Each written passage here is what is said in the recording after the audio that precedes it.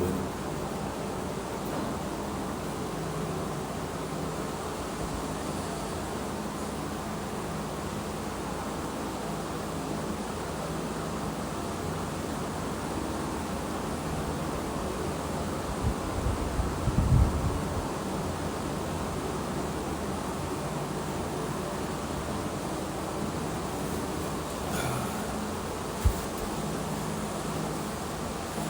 What's up, everybody?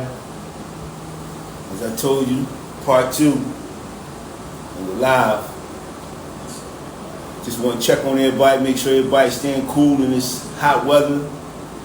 You know, those who are over here in PA, you know, make sure y'all being cool, staying hydrated. You see me, all water.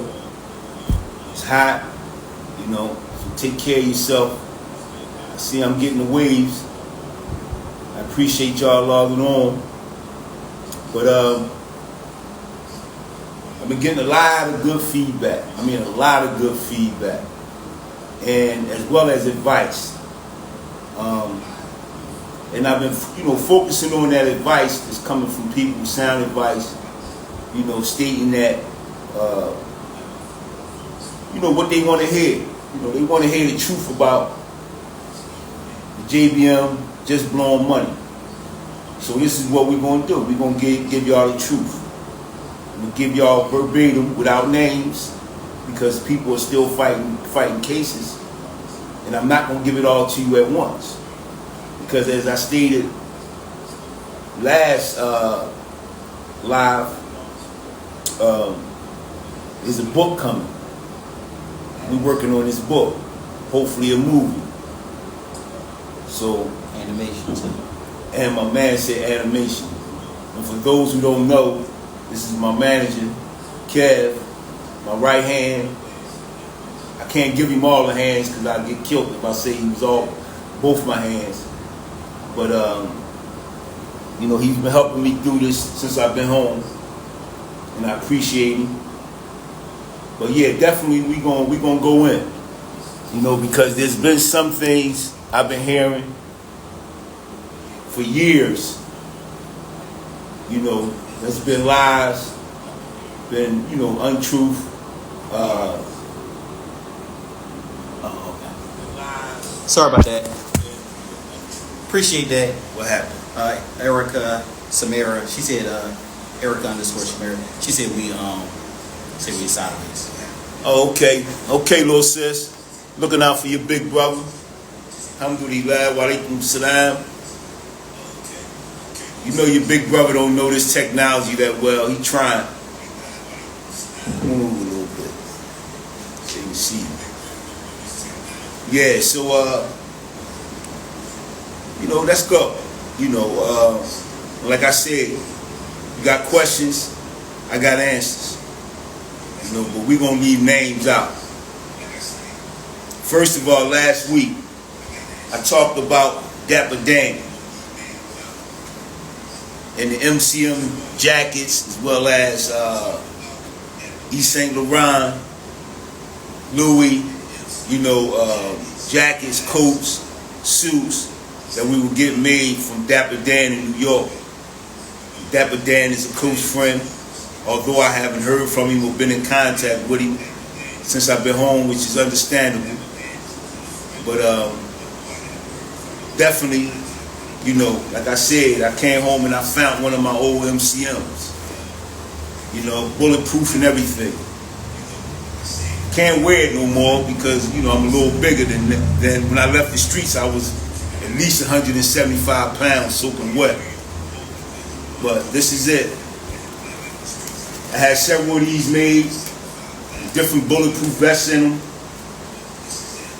You know, Dapper Dan wear. You understand? It's that Teflon right there. This stops the bullets. You know, that's the life that we was leading. You know, to protect ourselves and our bodies. But definitely that was started with the JBM, just blowing money. Also, let's tackle the get down and lay down. That's what I want to tackle. Because I'm really tired of hearing about this. and I'm really tired of people utilizing that term. So I'm gonna give you I'm palms up with it. I'm gonna give you the real go on that. A close friend of mine who died in prison, and I can mention his name. It's Mark Casey. We called him Goldie. He was one of the founding members. He sat at the table. Real good friend of mine. Real good dude from uptown. I see my little brother Ubaid. Assalamu alaikum. Okay, I see my wife. She's on. So, like I was saying, my man Mark Casey, Goldie, real good dude. I loved him. Still love him. Miss him. From uptown. Hell of a hustler. Hell of a hustler. Hell of a money getter. He was one of the dudes that helped put together the JBM. But he died in prison being falsely accused of a murder he didn't commit. And I say that because once he died, the detectives told his wife, who she passed away as well, that we knew he didn't commit the murder, but he wouldn't tell who committed the murder. So he died in prison. But like I was saying, there was a club, I think, on Stanton and Wadsworth. It was a bar that he liked to hang out in. I think it's Stanton and Wadsworth or Stanton and Washington. We back live? Alright. I'm getting some phone calls, so I had to decline. One night at this bar, I can't remember the name of the bar. People from uptown, they probably remember it. It was a real popular bar at the time. Anytime one of the squad was out hanging out, we would get a phone call, letting us know such and such is here, such and such is there, and he's getting drunk, or he's doing this, he's doing that, or whatever. Or they might want to find out if we coming out, So I got a phone call that my man Goldie was in the bar, and he had a few words with a guy. So me and a friend of mine who just passed away about a month ago, Shorty Hawk from Richard Allen Projects. May Allah have mercy on Shorty. We rode up to the bar, and as we get there, a couple of our other folks get there because they got the same phone call. So when he came out, pulled him over. We seen he was drunk, asked him what was going on. So he said he had a couple words with a young boy. So we said, all right, So he wanted to talk to the young boy. So the young boy had somebody with him, and we walked him up the street. Myself, Goldie, and Shorty Hawk. So it came out that the young boy, as a lot of youngsters back then, he wanted to actually get down with us. He wanted to get down. He wanted to work with us. So him and my man was talking. My man said, "Listen, either you get down or you lay down." How those words got from those two guys that were standing there, that it was told to, and I'm not going to mention their names, how it was told to them, and it got out all the way up to Hollywood, I don't know. Because it was never used after that point. Actually, we laughed at it when it was said. We thought it was a big joke because he was drunk. So I don't know how that term got out. I know it didn't get out from any of us. I know none of us was told, listen, you go to somebody and go in their corner and you tell them to get down or lay down if they don't want the package. That's stupid, and we never did that, and I'm here to squash that now. And I'm going to tell you, we didn't have to tell anybody to get down or lay down because we had the numbers back then. And when I say the numbers, we had the numbers, the prices that you couldn't turn away from if you was a hustler. If you was a true hustler, you went for those prices that we had. You understand? So me, myself, and the guys that I know that sat at the table never told anybody that you had to get down and lay down. My beeper at that time was ringing off the hook of people who wanted to purchase something or who wanted to get down and be on consignment. At that time, consignment prices were $17 a key. And if you came and you wanted to buy, it was $15. And if we liked you, you may have gotten it for $14.5. So those numbers was unbeatable. So we didn't have to go around and make anybody sell drugs. I had guys in my own neighborhood who was getting money. And they'll tell you that I never came to them and said, yo, you got to get down with me. I let them know that if you didn't have something and you needed it, you can come see me. But you didn't have to get with me. So that myth, I hope, is cleared right now, because you getting it from somebody that sat at the table who made the rules and regulations. So that was an untruth. Another thing,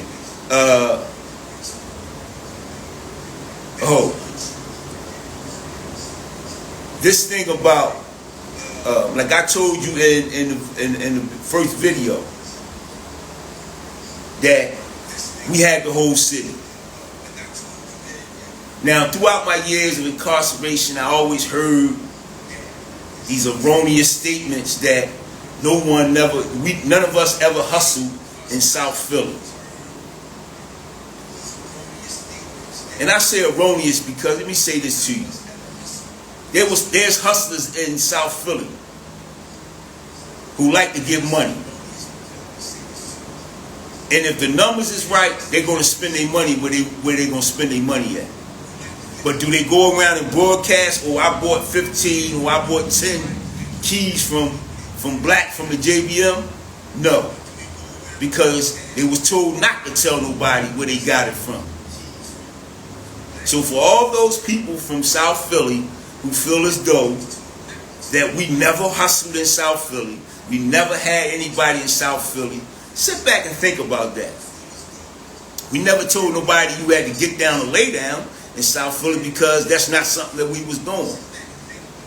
But we had the numbers.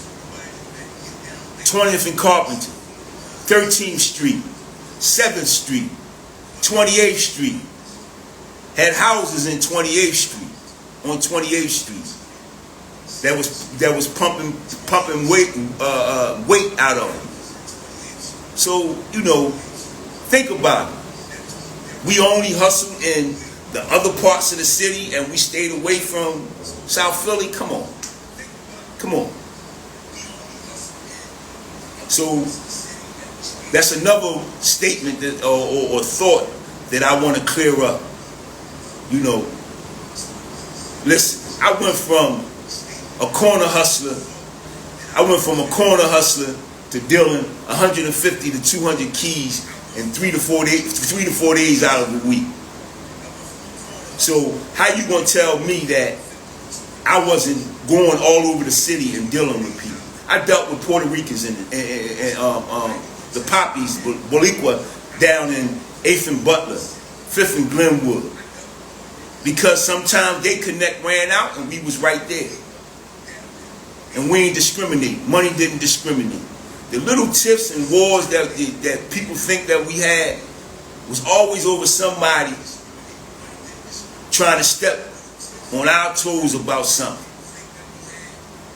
We didn't go around looking for trouble to make trouble for nobody, because it was all business with us. It was all about money. That's all we wanted to do. Get rich, take care of our families, open businesses, and make money. That's all it was. It wasn't about being no gang, stark raving mad killers. No, that's not what we wanted to be. So let's tackle where JBM came from. A lot of people got a lot of theories. A lot of people, know some people even say they know how it happened. It happened because of certain guys. We sitting around, we see each other in clubs, we hanging out, we respect one another. Back then, you was from West Philly, South Philly, North Philly, Germantown, West Oak Lane, Mount Airy. We all hung out at the same clubs. So we recognized each other, that we was getting money. We hung out at the Library Club, Serendipities, Ciro's, Second Stories, Kim Graves. Everybody hung out at the same clubs. So we seen each other, we recognized who was doing what and how they was doing it, and we decided to come together. And we came up with Just Blowing Money because we was getting so much money, and it was a joke. We getting so much money, we just blowing it. So that's where that came from, sitting at a table laughing and joking about how much money we just spun on a trip or a car or our clothes. Like I said, I went from shopping from Boyd's downtown to Rodeo Drive. So we laughed and joked about that. And it came up with Just Blowing Money. How it became Junior Black Mafia, that was the feds. There was a federal informant. I'm not going to say his name. But I know him. I know who he is. He know I know who he is.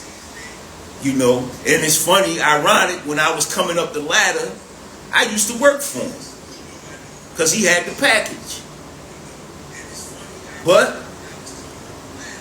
one day I was sitting in the house, and a female friend of mine at that time came to me and said, turn on Channel 6 News. And they had a screen, and this person was sitting behind the screen. Now this person, if you see him, and you know who I was talking about, has a very distinctive head. You can see that head a mile away. And I'm looking at the camera, and as soon as I looked at it, the TV, I said, I know who that is. The feds told him to get on there and say that he was the founder of the Junior Black Mafia. It started with the first Black Mafia, and he was the founder of it. And it came from the nephews, the grandsons, and the sons of the first Black Mafia. And as I told you, if you seen my video, that was a lie.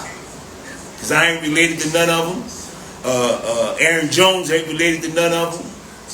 Mark Casey wasn't related to none of them. Leonard Patterson Basil wasn't related to none of them. Brian Thornton Moochie wasn't related to none of them. So where did that came from? That came from him. Only thing came from us is that the feds found one of the JBM rings. And they showed the ring on the TV and showed him. And he told that whole story. One thing you got to understand, and this is for the youth out there, I want you to know, the ones that's in the streets, the feds, they try to get you by any means necessary. And how they do that, first and foremost, they turn society against you. Because your potential jurors comes from society. The same people that read the newspapers and watch the news and be on social media. So they automatically make them upset with you and mad with you. So when they go to pick a juror already know who you are. So that's what they did, and that's how they knocked us off.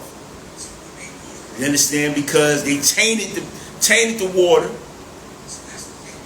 they played dirty, and they knocked us off. But that's for another episode.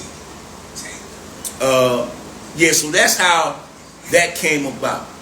The JBM, it was Just Blowing Money. It's gonna always be just. Well, no, I can't say that. I'm gonna retract that. On paper, it's always gonna be Just Blowing Money, but now I'm changing the narrative to Just Better Men. That's my goal and that's my intent. Just Better Men. But what else? Leroy Bucky Davis. the story about him, the lies that they put out about us, killing him or having something to do with him being killed. People know, the real people who need to know the true story. Because a rat and people that's insisting help a rat put a story together that makes him feel good by telling, that doesn't make it the truth.